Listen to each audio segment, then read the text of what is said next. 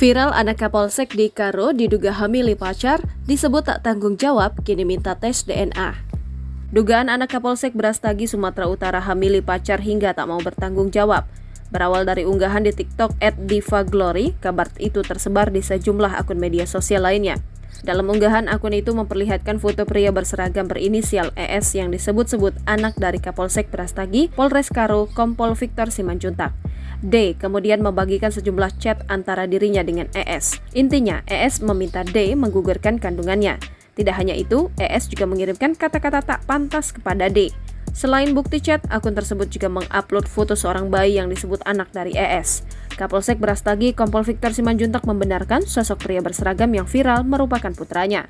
Sementara perempuan pemilik akun D merupakan pacar dari ES. Victor membeberkan ES dan D sudah menjalin asmara baru sejak tahun 2022.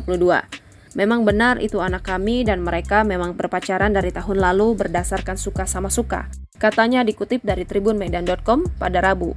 Victor melanjutkan ceritanya, baru 1 bulan berpacaran, tiba-tiba D mengaku hamil kepada ES. ES lantas memberitahu kabar kehamilan sang pacar ke orang tuanya. Victor lalu meminta istrinya mendatangi rumah D di Lampung untuk membicarakan masalah ini.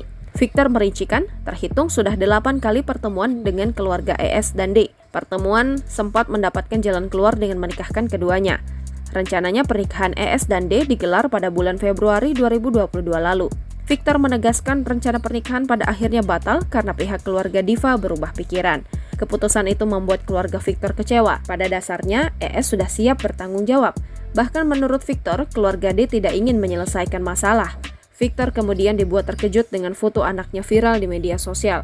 Ia menyebut D menyebarkan permasalahan ini ke publik setelah pertemuan terakhir dengan keluarga ES.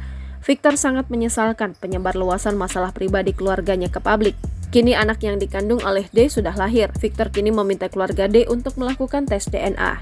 Kami minta tes, kalau memang benar itu cucu kami, biar kami rawat. Tapi kalau bukan, ya jangan buat yang aneh-aneh, tutupnya.